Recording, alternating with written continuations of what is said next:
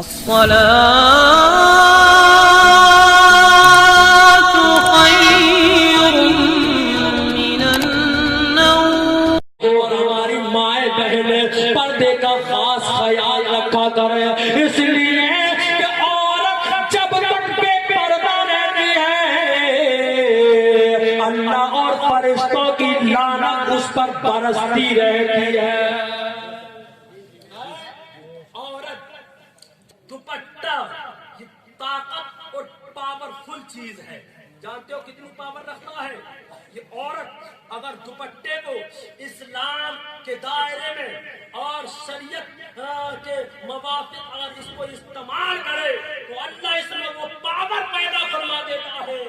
اگر جس کے حق میں وہ دوپٹہ پہنا کر ایک ماں کو دے دیجیے، اگر ماں اپنے سر سے اتار کر وہ دوپٹہ اگر دعا مانگے اولاد کے حق میں تو اس اولاد کو کوئی آباد ہونے سے روک نہیں سکتا ہے۔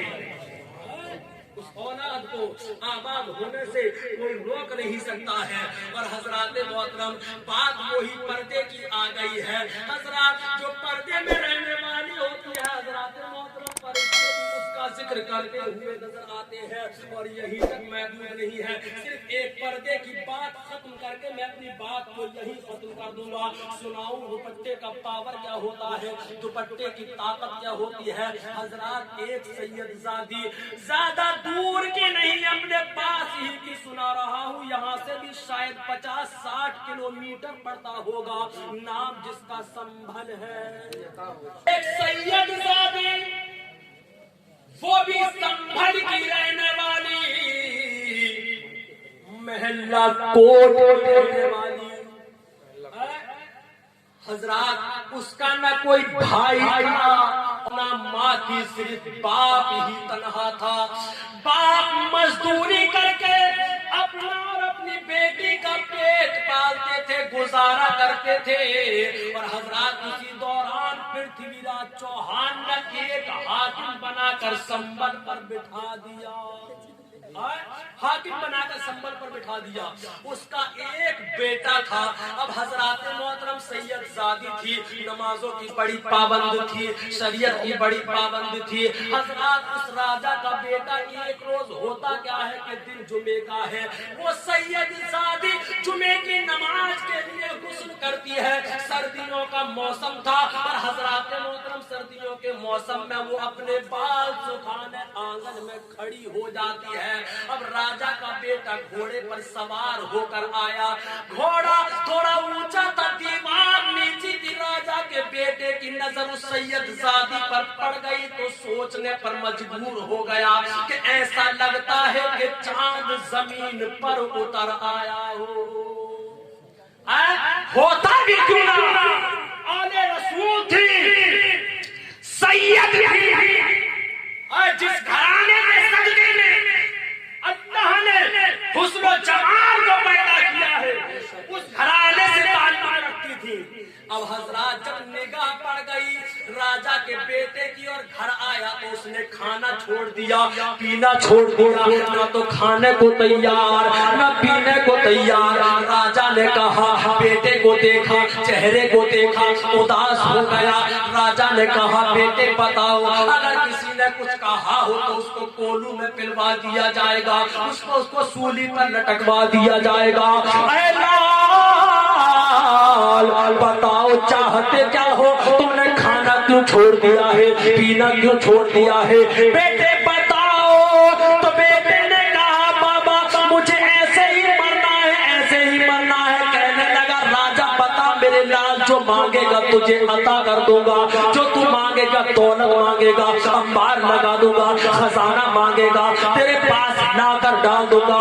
بول میرے لال کھانے کو چھوڑا کیوں ہے؟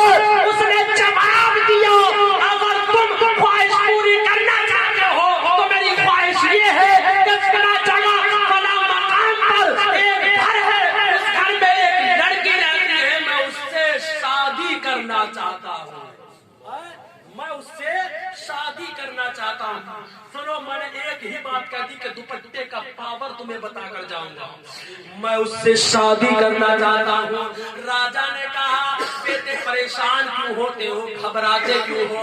हम तुम्हारे घर की रानी बना देंगे, हम तुम्हारा निकाह उससे करा देंगे, तुम्हारी शादी करा देंगे।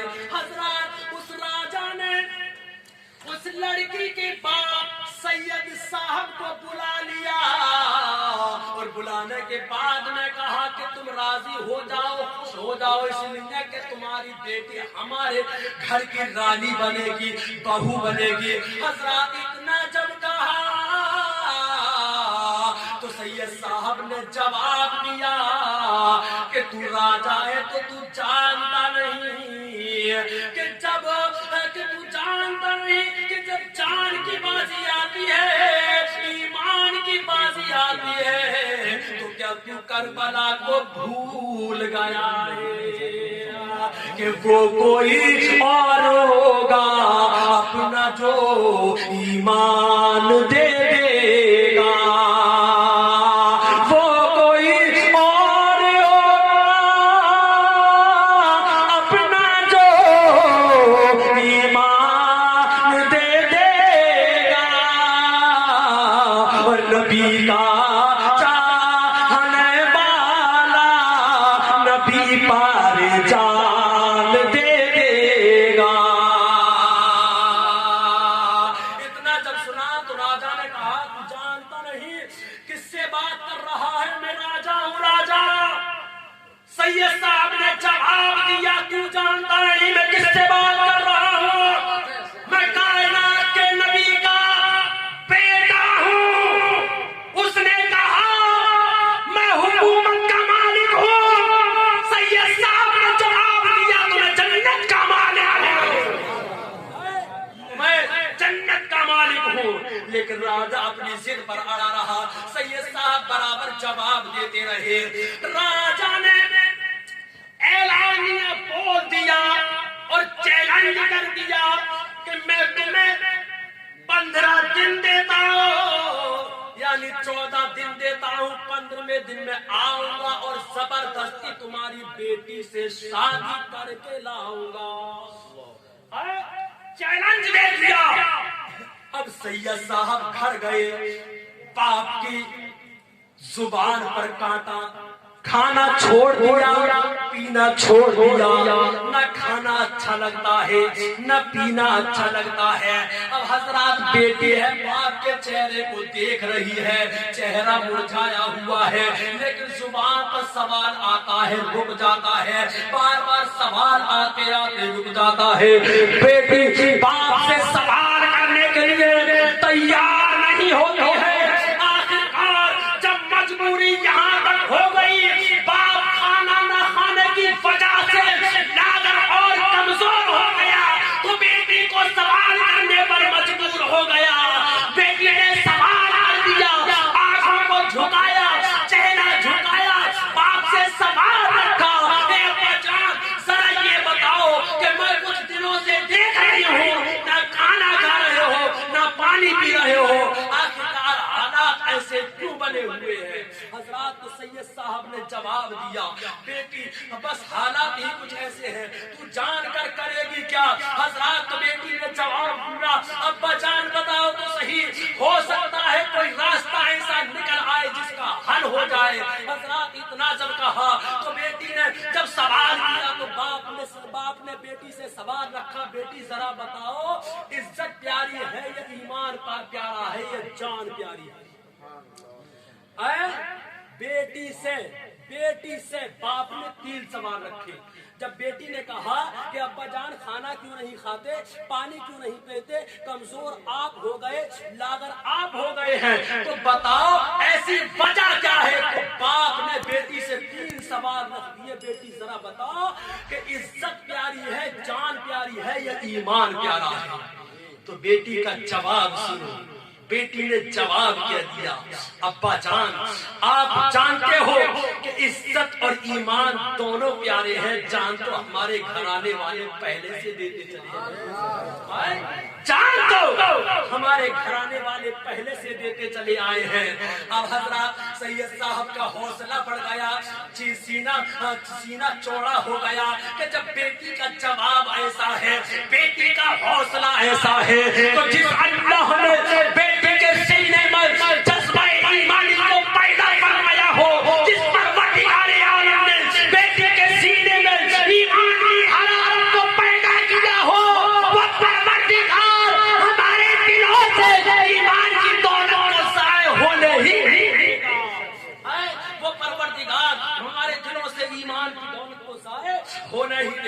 گا. حضرات تو راجا سید صاحب نے پورا ماجرا بیٹی سے کہہ دیا کہ بیٹی راجا نے ایسے ایسے مجھے بلایا تھا اور 14 دن کی مہلت دی ہے, 15ویں دن کہا ہے کہ میں آؤں گا اور شادی کر کے لے جاؤں گا. تو بیٹی نے کہا اے بابا جان گھبراؤ نہیں, میرا رشتہ ہو گیا ہے. بابا جان گھبراؤ نہیں, میرا رشتہ ہو گیا ہے. سید صاحب نے سوال کیا بیٹی تمہارا رشتہ ہو کہاں گیا ہے؟ تو بیٹی نے جواب دیا کہ نانا مصطفیٰ نے میرا رشتہ مدینے میں کر دیا ہے اور میرا نکاح میرے نانا جنت میں پڑھائے. میرا نکاح میرے نانا جنت میں پڑھائیں گے. حضرات جب اتنا کہا تو سید سعدی نے کہا تم گھبراتے کیوں ہو؟ اب تم گھبراتے کیوں ہو؟ جاؤ تم مدینے چلے جاؤ. اور مدینے میں 2 بھائی رہتے ہیں, ایک کا نام احمد, ایک کا نام محمد. احمد 13.5 سال اور محمد 14.5 سال. وہاں چلے جانا, دونوں بھائیوں کے پاس جانا. اب حضرات اتنا جب سنا تو سید صاحب نے جواب دیا بیٹی تو جانتی نہیں حضرات وہ وقت کیسا وقت ہوگا کہ جب پانی والے جہاز چلا کرتے تھے, جہاں 3-3 4-4 مہینے میں لوگ پہنچا کرتے تھے. بڑا دشواری اور مشقت بھرا راستہ تھا. آج 4 گھنٹے میں مدینے میں انسان پہنچ جاتا ہے, لیکن وہ وقت کیسا کٹھن وقت تھا کہ مہینوں گزر جایا کرتے تھے. تو سید صاحب نے بھی وہی سوال رکھا, اے بیٹی تو مدینے جانا کہہ رہی ہے اور 4 مہینے کا وقت لگے گا, اس وقت کے درمیان نہ جانے حالات کیسے کیا ہو جائیں گے. تو حضرات بیٹی نے جواب دیا اے بابا جان گھبراتے کیوں ہو؟ جب جانے کا ارادہ ہوگا تو ہوا کو حکم دوں گی, ہوا منٹوں سیکنڈوں میں تمہیں مدینے میں لے جا کر رکھ دے گی. پھر باپ نے سوال کر دیا اے بیٹی ذرا یہ بتا کہ مدینہ اتنی بڑی بستی ہے, اتنا بڑا شہر ہے کہ میں کیسے پہچانوں گا کہ محمد اور احمد کون ہے؟ تو بیٹی نے جواب دیا اے ابا جان سنو, جب جیسے ہی آپ مدینے پہنچیں گے ایک تیز ہوا چلے گی, آندھی آئے گی, طوفان آئے گی. حضرات آج یہ لائٹوں کا زمانہ ہے, لیکن اس وقت لوگ چراغ جلا کر, ٹبی جلا کر رات کی تاریکی کو روشن کیا کرتے تھے, اندھیرے کو ختم کیا کرتے تھے اور اسی چراغ کی روشنی میں وہ زندگی گزارا کرتے تھے. حضرات تو بیٹی نے جواب دیا کہ جب تیز آندھی آئے گی, تیز طوفان آئے گا تو سارے چراغ گل ہو جائیں گے, یعنی ختم ہو جائیں گے, بجھ جائیں گے, اور تم سیدھے نبی کے روزے کی طرف جانا اور وہاں جا کر دیکھنا کہ 2 بھائی چراغ رکھ کر کلام پاک کی تلاوت کر رہے ہوں گے, اور چراغ یعنی ان کے چراغ کو ہوا نہیں بجھائے گی بلکہ ہوا خود حفاظت کرتی ہوئی نظر آئے گی کہ فانوس بن کے جس کے حفاظت ہوا کرے, فانوس بن کے جس کے حفاظت ہوا کرے, کہ فانوس بن کے جس کی حفاظت ہوا کرے, اور وہ شمع کیا پوچھے جسے روشن خدا کرے, وہ شمع کیا پوچھے جسے روشن خدا کرے. تو حضرات بیٹی نے کہا کہ سارے چراغ گل ہو جائیں گے. دونوں بھائی جس چراغ کو رکھ کر قرآن پاک کی تلاوت کر رہے ہوں گے وہ چراغ گل نہیں ہوگا. جب ساری باتیں ہو گئی, دونوں باپ اور بیٹی نے مغرب کی नमाज को अदा किया और अदा करने के बाद में बेटी ने हवा को हुक्म दिया, ए हवा जा और मेरे बाप को मदीने में ले जा, ए हवा जा और मेरे बाप को मदीने में ले जा। हुक्म देना था कि हवा पर सवार हुए और मिनटों सेकंडों में हवा ने मदीने में ले जाकर रख दिया। हालात वैसे ही बन गए जैसे बेटी ने बताए थे। जैसे ही मदीने में कदम रखा, तेज हवा चली, आंधी आई, तूफान आया, सारे के सारे चराग गुल हो जाते हैं, सारे के सारे चराग बुझ जाते हैं। अब उस बेटी के बाप ने, सैयद साहब ने नबी के रोजे की तरफ मुड़कर जब चलने का इरादा किया और जाकर करीब जाकर देखा तो पापाई वहां तो भाई बैठे हुए कुरान की तिलावत कर रहे हैं, कुरान की तिलावत कर रहे हैं। ज्यादा दूर का ये वाकया नहीं है बल्कि अपने पास संभली का ये वाकया है। सुनो, पर्दा और दुपट्टे की पावर क्या होती है अब पता चल जाएगा तुम्हें। हजरात जैसे ही पहुंचे, दोनों भाइयों ने सैयद साहब के चेहरे को देखा और देखने के बाद फौरन ही बोल उठे, क्या तुम्हें हमारी बहन ने भेजा है? ये होते हैं आले रसूल। कोई उस वक्त मोबाइल तो नहीं था कि पता दे दी होगी, लेकिन फिर कह रहे हैं क्या तुम्हें हमारी बहन ने भेजा है? क्या भारत से आए हो? तो सैयद साहब ने सवाल रख दिया कि तुम्हें कैसे मालूम कि बहन ने भेजा है या भारत से आए हैं? कहा नाना ने सब कुछ बता दिया है, कहा नाना मुस्तफा ने सब कुछ बता दिया है। और जाओ, सामने ये खजूर का छप्पर है जिसमें हम रहते हैं, आज से तुम यहाँ रहो और हम वहाँ जाते हैं, वहाँ जाकर अपनी बहन को भी यहीं भेज देंगे। अब हजराते मोहतरम, दोनों भाइयों ने सीने से कुरान को लगाया और लगाने के बाद में संबल की सरजमीन पर आ जाते हैं। आने के बाद आपने देखा होगा मदीने से भारत आए तो कोई भाला लेकर नहीं आए थे, कोई चाकू तलवार लेकर नहीं आए थे, कोई औजार लेकर नहीं आए थे, कोई हथियार लेकर नहीं आए थे, बल्कि दुनिया ने ये देखा आज अगर दुनिया में इंसान कोई लड़ने जाता है, इंसान कोई जंग पता करने जाता है तो औजार और हथियार लेकर जाता है, लेकिन यहाँ औजार और हथियार नहीं बल्कि अल्लाह का कुरान लेकर आए हैं। आ गए संबल की सरजमीन पर। आने के बाद में बहन ने अपने भाइयों को देखा और देखने के बाद में दुआ सलाम हुआ और सलाम होने के बाद में उस बेटी ने, उस बहन ने दो दुपट्टों को लिया, एक दुपट्टे की तय बनाई और तय बनाने के बाद में अपने भाइयों के चेहरे को देखा और चेहरे को देखने के बाद में भाइयों से कहा, ए भाई सुनो सुनो, तुम देख रहे हो ये दुपट्टा है, कपड़ा जरूर है, लेकिन इसकी हकीकत अगर सुन लोगे, इसकी अहमियत क्या है? ये कपड़ा है, ये दुपट्टा है, इसको मैंने इस्लाम के दायरे में रहकर इस्तेमाल किया है, इसको शरीयत की हिफाजत के लिए इस्तेमाल किया है, इसको मैंने अपनी आबरू के लिए इस्तेमाल किया है और अल्लाह ने इसमें वो पावर अता करती है। ये दुपट्टा तुम्हें देकर जा रही हूँ कि जालिम जब तुम पर जुल्म करे या तुम पर फार करे तो तलवार चलाने की जरूरत नहीं है, हथियार उठाने की जरूरत नहीं है, बल्कि दोनों भाई इस दुपट्टे को पकड़ कर इसको पलट देना, फिर देखना खुदा की कुदरत का कमाल का अल्लाह जमीन ही को पलट कर रख देगा।